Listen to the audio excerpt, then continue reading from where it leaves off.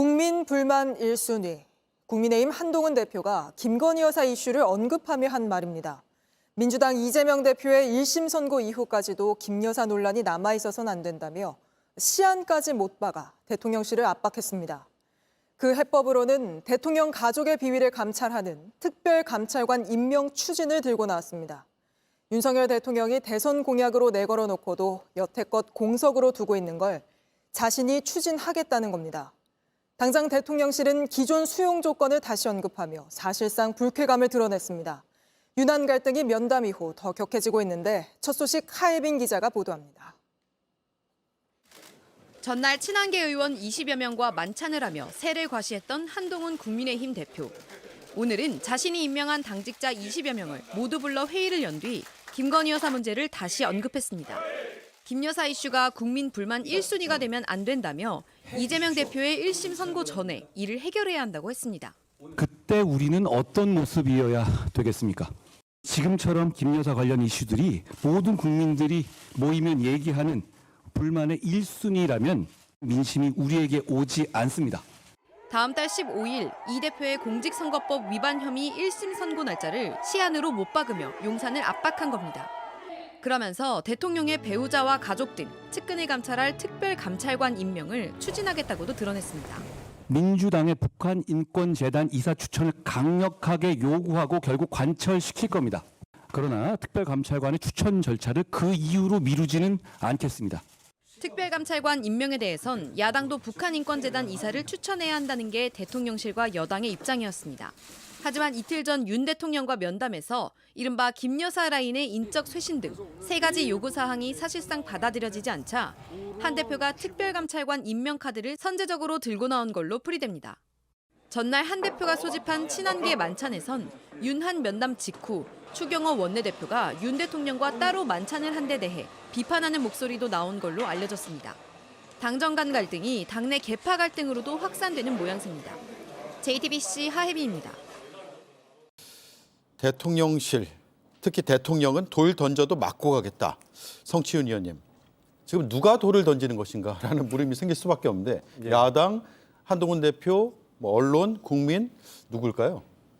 야당 대표가 던지더라도 또 국민의힘 대표가 던지더라도 언론이 던지더라도 결국은 국민들이 던지는 겁니다. 왜냐하면 정당이나 언론은 국민의 목소리를 전달하는 역할을 하는 것이기 때문에 그렇다면 국민의 목소리를 돌로 인식하고 있다는 것도 매우 심각한 문제인 것이고요.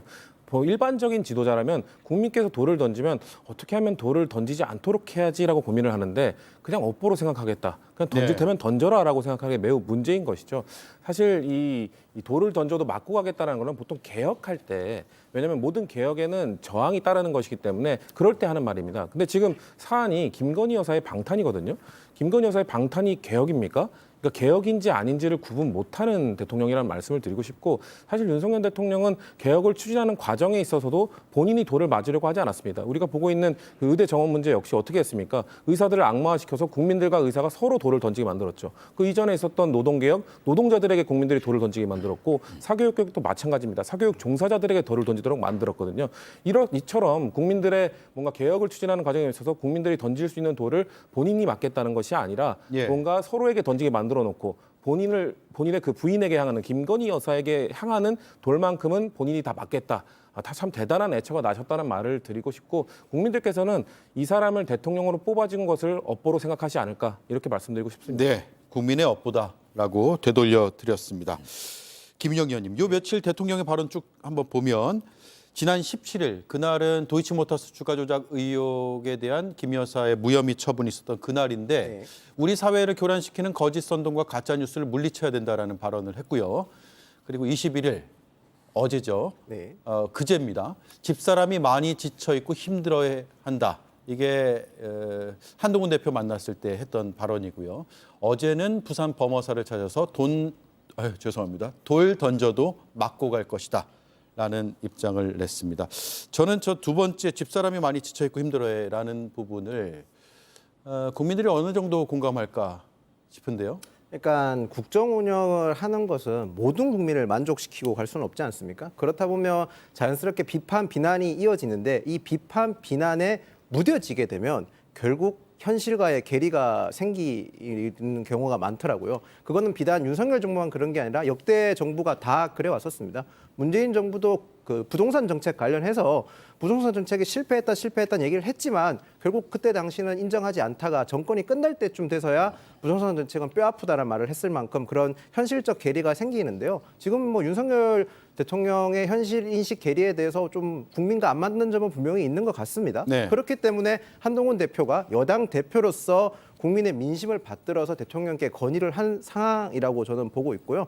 뭐 하루빨리 한동훈 대표의 건의뿐만 아니라 언론이나 여론의 그런 인식에 대한 대통령께서 좀 받아들이는 모습을 보여주면 좋을 것 같습니다. 네, 오늘 보수 언론으로 꼽히는 언론들의 사설, 칼럼, 제목만 봐도 굉장히 세거든요. 유난 면담 뒤에 윤석열 대통령에 대한 비판 여론은 이런 언론사의 보도 내용을 보더라도 알 수가 있죠. 예. 그 윤석열 김건희 공동정권의 최대 업적은 국민 통합이다. 제가 여러 차례 말씀드리지 않았습니까? 이제 언론사들의 논조도 통합이 되고 있는 것 같습니다. 예. 이제 진보 언론이니 보수 언론이니 구별이 없어진 이유는 이게 진보 보수의 문제가 아니라 상식과 비상식의 문제거든요. 상식이 있는 언론인이라면 당연히 현재 윤석열 대통령, 김건희 씨 문제에 대해서 강도 높은 비판을 하지 않을 수 없을 겁니다. 저도 정우상 논설위원을 잘 압니다. 같이 청와대 출입했던 동료 언론인이고요. 네, 조선일보요. 예, 네. 칼럼 제목이 제3자 회동, 오죽하면 이런 얘기까지 나오냐고 하는데 그 원 저작자는 저인 것 같습니다. 왜냐하면 두 분이 만나기 전부터 독대냐 면담이냐 이 얘기 나올 때부터 저는 아, 그래요? 예, 셋이 만나지 않고 뭘 결정할 수 있겠냐. 윤석열 대통령의 배후자이자 결정권자인 김건희 씨가 그 자리에 앉지 않고서는 그 문제에 대해서 아무런 해법을 내놓을 수 없을 것이다. 아, 이런, 내가 원작자다. 이런 말씀을 드린 적이 있습니다. 예. 명태균 씨도 그런 표현을 썼다고 하잖아요. 눈이 보이지 않는 무사는 아무것도 별 수 없습니다. 어깨에 올라탄 주술사가 방향을 지시하고 어느 정도로 강도로 베라 이렇게 얘기해야지만 제 힘을 발휘할 수도 있죠. 언론사들의 논조가 바뀐 게 어제 오늘은 아닙니다. 제가 면밀히 보면 동아와 중앙일보가 먼저 조금 더 그 대열에서 이탈했고 조선이 뒤늦게 합류를 하고 있는 것 같은데요. 그분들도 아는 거죠. 집에 가면 가족들이 있고 친구들 만나면 민심을 다 접하지 않습니까? 여론조사만 보는 게 아니라 지금 국민들이 심리적 탄핵 상태를 넘어서 정말 탄핵할 결심을 하기 직전이구나. 이런 상황들을 잘 아실 거고요. 지금까지는 이 윤석열 검찰 독재 정권의 창출과 유지에 기여를 해왔으나 발을 빼야 될 시점이다. 이거를 누구보다도 먼저 알고 있는 거 아닌가 그렇게 봅니다. 네.